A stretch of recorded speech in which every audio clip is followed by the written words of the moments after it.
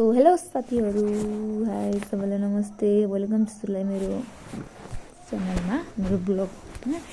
अनि आज म गर्दैछु किचनको सरसफाइ।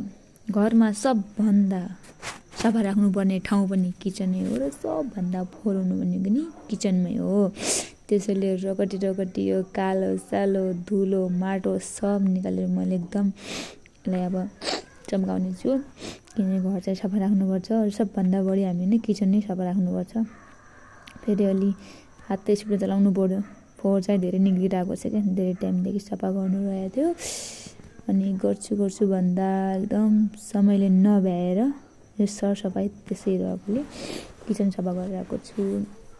किचन मात्र होइन, पुरै घर सफा गर्नु छ, अरू रुमहरू पनि सफा गर्न छन्। तर स्टार्ट चाहिँ हामीले किचनदेखि नै गर्नुपर्छ। किनकि सबभन्दा सफा राख्नु भनेको हामीले किचन हो।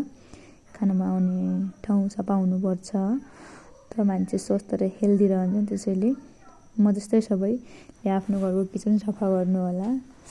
अनि मैले सफा गरेको हेर्नुहोस्, अलि सन्चो छैन कि, धुलोमाटो गयो। अलि तपाईँ ठिक नभएकोले आवाज पनि त्यति राम्रो आएको छैन, मेरो भोइस अलि जस्तै भएको छ। अनि अब छोरी मान्छेले यतिको सरसफाइ नगरेर त कहाँ हुन्छ नि त, घरमा गर्नु परिहाल्यो साथीहरू।